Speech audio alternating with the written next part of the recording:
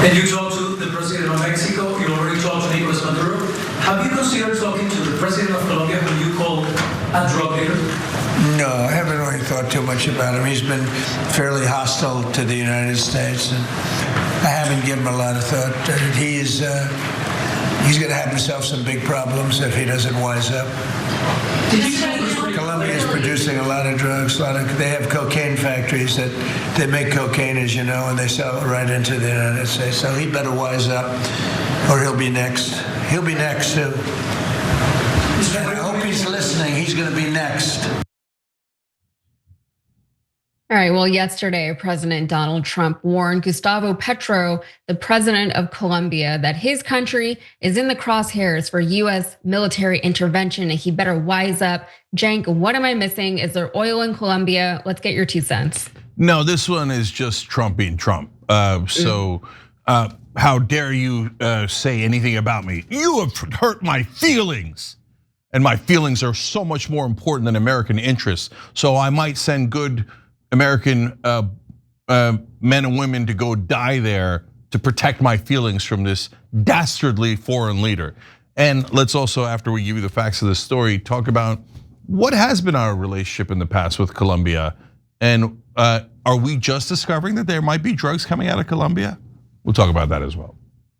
Yeah, well, according to the Trump administration, Colombia is not doing enough to crack down on the drug trade in their country, and that is leading to drug overdose deaths in the United States. But is there any truth to that claim? Well, to find out, we have to talk to you about coca, and that is the raw material used to make cocaine. So coca cultivation in Colombia grew 10% to 625,000 acres between 2022 and 2023, while potential production, the UN's estimate of the maximum amount of cocaine that could be produced from coca crops, surged over those 2 same years by 53% to 2,644 metric tons. And the amount of land dedicated to cultivating coca, the base ingredient for cocaine, has almost tripled in the past decade to a record 253,000 hectares in 2023, according to the latest report available from the UN Office on Drugs and Crime. So per the New York Times, most of the cocaine produced in Colombia actually ends up in either the US or Europe. Meanwhile, Colombia has defended its efforts to fight the drug trade. The New York Times reported that from January 1st to early September, compared with the same period last year, seizures of cocaine were up 8%, and the number of drug labs destroyed up by 21%. Additionally, 3,200 members of criminal groups were captured or killed, a 17% increase. So the Trump administration has already taken action against Colombia. In September, the US government revoked Petro's visa and decertified Colombia as a drug control partner. And in October, the Trump administration ended US aid to Colombia, and Trump himself called Petro an illegal drug dealer. And Petro has taken his fair shots of Trump at Trump.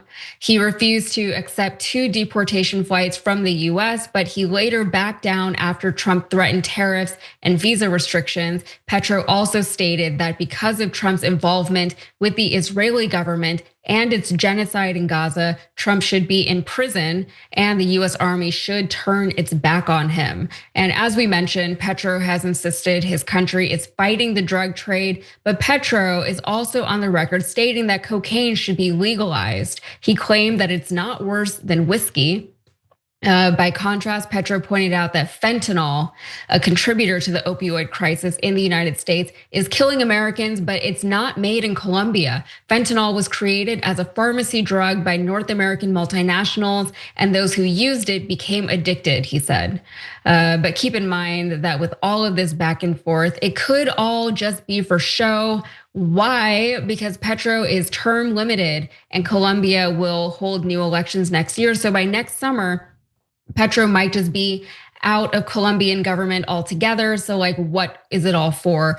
Trump just needs to kind of grandstand right now, but there is a possibility that he could be overplaying his hand with his MAGA base, because here he is, he just won his FIFA Peace Prize, whatever that was, right, Jenk? So like, now he's threatening to invade all these countries.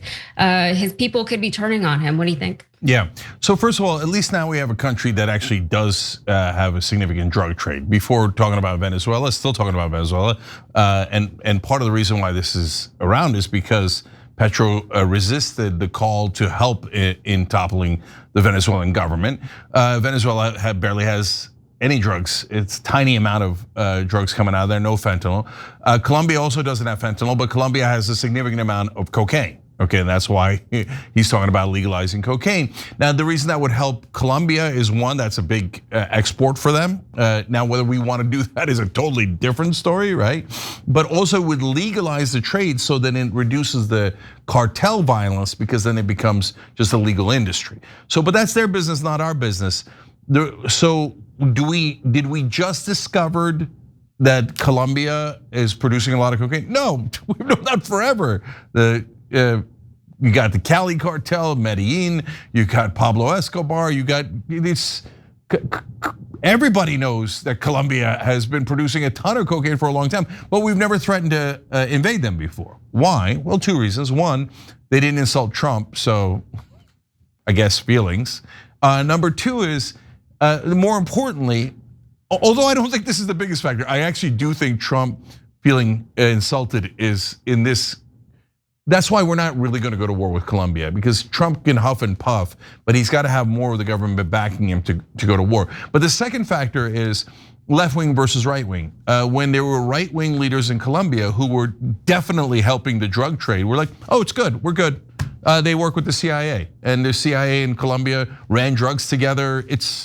So we had no problem with their drug trade. We often aided and assisted as long as it was a right wing government who's helping us steal resources from Colombia and do whatever other dirty tactics we were doing in that region. Now it's a left-wing government, and it believes in protecting its own people and not doing dirty deals with us, and they're like, oh, this is outrageous.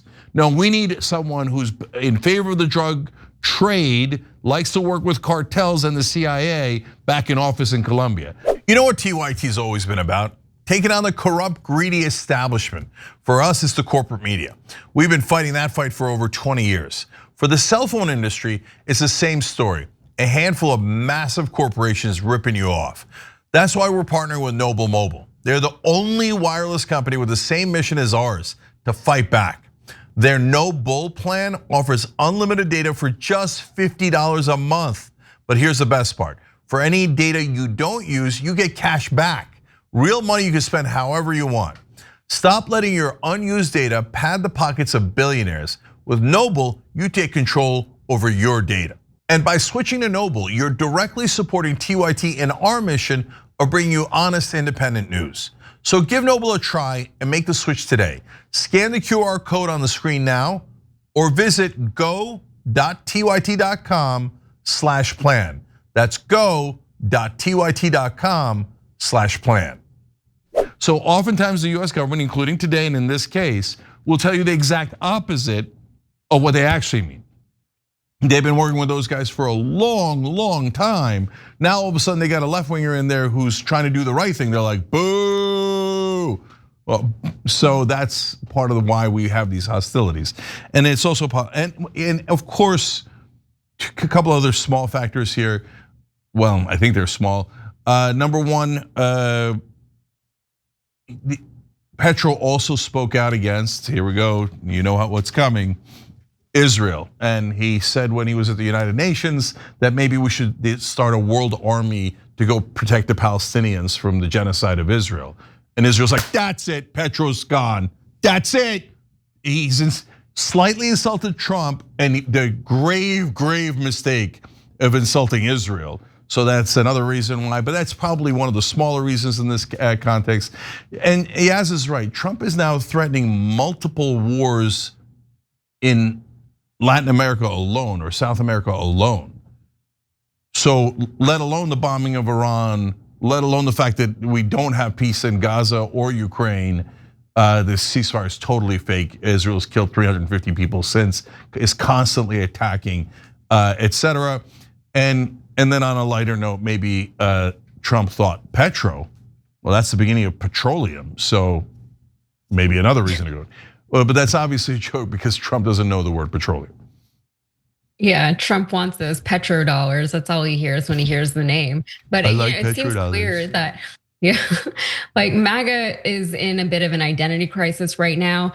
Just a very obvious example is they're trying to rebrand the Department of Defense as the Department of War, but at the same time, Trump is a guy that they elected on an anti-war platform. He said he wasn't going to do imperialistic takeovers of other countries. He wasn't going to invade other countries. He was the America First president. And then as soon as he hasn't even been in there for a year and he's already threatened, I mean, not even like those Middle Eastern countries, not even the South American countries. He's threatened Canada. He said he wanted to take over Canada. He said he wanted to take over Greenland. So all he's done, not all he's done, but a lot of what he's done since he's been in office is threaten foreign countries. And he's trying to bully them into submission, into getting them to do what he wants. And that's, on top of the tariffs that he has already imposed on the entire planet. So he is trying to bully people. He's trying to come across as this big negotiator, but it hasn't worked. And the American people, including his own supporters, aren't really falling for it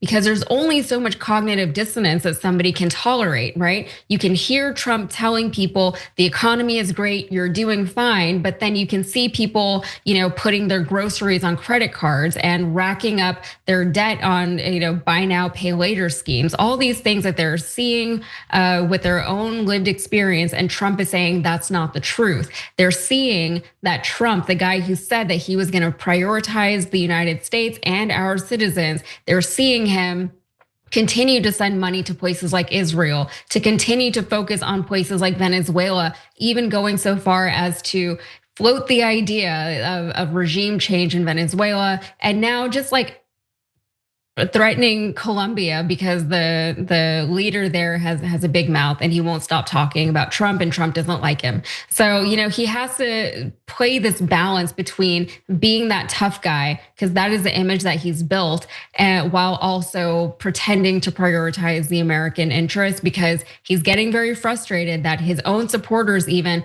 are not buying the rhetoric that he's putting out anymore. Yeah, so a super last thing is, I took a lot of heat from some portions of the left for being open to Trump voters and saying, hey, attack Trump and the politicians, but don't attack the voters. And let's be open-minded, and a lot of these folks are independents and voted for Bernie, and people are like, boo, no, they all suck. So now opinions are a little bit more mixed on that issue, and folks are beginning to realize, oh yeah, look, there's a whole bunch of guys who voted for Trump who are like, wait, we didn't say war with Venezuela, you nuts? Right? So I appreciate those guys, and way to stick to your principles. You don't have to agree with us. You were anti-war to begin with. And so it doesn't take much to go, wait, I was anti-war yesterday, I'll be anti-war today. Is there a big portion of MAGA though that is going with Daddy Trump? They're like, yeah, we meant pro-war, of course, of course. If Daddy Trump says war, then we should go to war. Yeah, of course, there's a big contingent of that as well. And for those guys, come on, brothers and sisters, really? Now you're pro-war? Just because Daddy Trump said so? So that ExxonMobil can get oil for Venezuela's oil? It doesn't affect us at all. We pay the same price. So now you want Trump to work for his donors and to start another war. Did you even hear anything that came out of your own mouth back then? Right? So look, but you know what? Before, you remember, Yaz, during the Iraq war, you might barely remember, but I covered it and I remember.